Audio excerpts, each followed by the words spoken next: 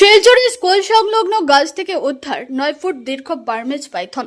শিলচর সংগীত বিদ্যালয়ের পাশের শিশু বিদ্যান স্কুল সংলগ্ন একটি গাছ থেকে শনিবার প্রায় 9 ফুট দীর্ঘ একটি বার্মেজ পাইথন উদ্ধার হওয়ায় এলাকা জুড়ে চাঞ্চল্যের সৃষ্টি হয়। স্থানীয়দের খবর পেয়ে সর্প উদ্ধারকারী ত্রিকাল চক্রবর্তী তার দল নিয়ে ঘটনাস্থলে পৌঁছে প্রায় 1 ঘন্টার চেষ্টায় সাপটিকে নিরাপদে উদ্ধার করেন।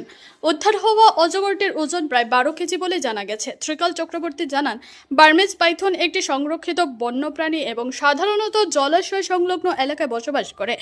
ধারণা করা হচ্ছে আশপাশের জলাভূমি থেকে বেরিয়ে রোদ পোহানোর জন্য সাপটি গাছে উঠেছিল।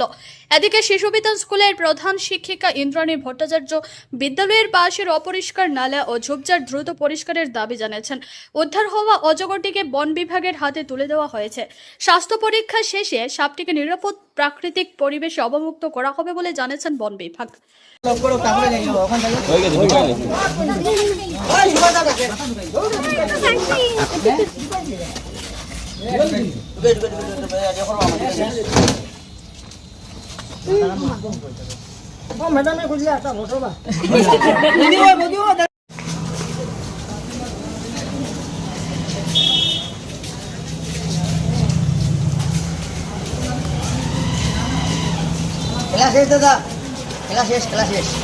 আমার কাছে ফোন আছে যে সঙ্গীত বিদ্যালয়ের মানে নিয়ার বাই একটা স্পটে তো এরকম একটা স্কুলের একদম অ্যাডজেসেন্ট একটা গাছের মধ্যে একটা বড় পাইথন আসছিল, বার্মিজ পাইথন। তো আমরা শুনি, আমি সব আমার team wildlife rescue team সবরে আমরা অ্যালার্ট করছি। তো আমরা একটু টাইম লাগছে বাট আমরা আই গেছি। তারপরে কি আমরা প্ল্যানিং করছি এটা কীরমভাবে নামানি কীরম না, যাতে পাবলিকেরও কিছু না হয়, এরও কিছু না হয়। বাকি তো বহুত আফটার লাইক 1 ঘন্টার অপারেশনের পরে এইটা আর কি মানে সাকসেসফুলি রেস্কিউ হয়েছে।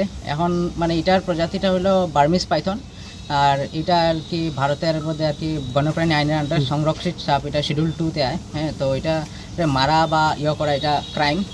সেকেন্ডলি এটা দেখেন এদিকে আর কি লোকালয়তে থাকে আর কি, রেয়ারলি রোদ্রু তাপাইবার লিগে এরকম জায়গা যায়।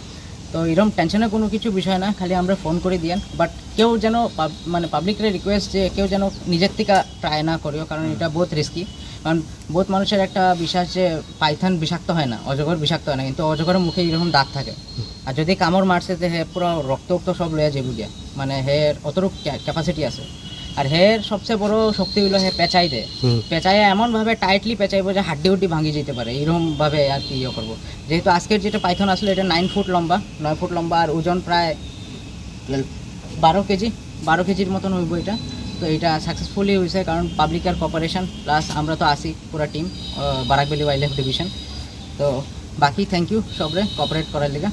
এই পাইথনে কি আরো প্রজাতি এখানে আছে নাকি? না, পাইথনের দেখো নর্থ মানে আমরা এই সাউদার্ন আসাম সার্কেলে খালি এই স্পেসিসটা আছে যেটার নাম হলো বার্মিজ পাইথন। এটা বহুত বড় হয়, 1 কুইন্টাল থেকেও বেশি বড় হয়। তো এটা কোনো নাই যে তার একটাই ডিস্ট্রিবিউশন আছে। এমনি অন্য জায়গাতে যেরকম ইন্ডিয়ান রক পাইথন আছে, তো আমরা এদের বার্মিজ পাইথন আছে। যেহেতু রক পাইথন রিপোর্ট করা হয়েছে না আজ অব্দি।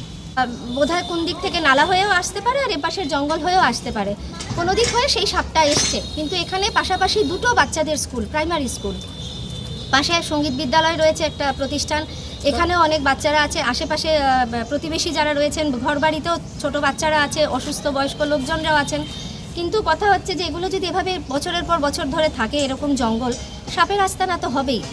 তো এটাও আমি একটু প্রশাসনের দৃষ্টি আকর্ষণ করছি যাতে এগুলোকে নিয়মিত একটু পরিষ্কার পরিচ্ছন্ন করে, সবুজায়ন তো হবেই, সবুজ থাকবে, কিন্তু তাই বলে আমরা যেন বাচ্চাদেরকে নিরাপদে রাখতে পারি। এবং যারাই রয়েছেন এখানে, আপনি কি মনে করেন এখানে কি আরো অজগর বা পাইথন থাকতে পারে নাকি? নিশ্চয়ই থাকতে পারে, একটা যখন এসছে আরও থাকতে পারে। প্রতিবেশীরা তো বলছেন যেগুলো একটা করে হয় না, তাদের সঙ্গে আরও থাকে। তো থাকতে তো পারি, সেটা কি করে বলবো, কিন্তু আমার সেটাই অফিসে এবং আমার আগেও পাওয়া গেছে, অফিসেও সাপ পাওয়া গেছে।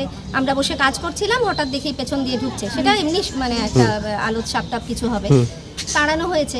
তো আমরা বিদ্যালয় থেকে আমরা যতটুকু পারি আমরা তো পরিষ্কার করছি, কিন্তু এই যে প্রশাসন থেকেও আরেকটু 4-5টা পরিষ্কার রাখলে আমার মনে হয় ভালো, সেটাই আমার অনুরোধ আর কি।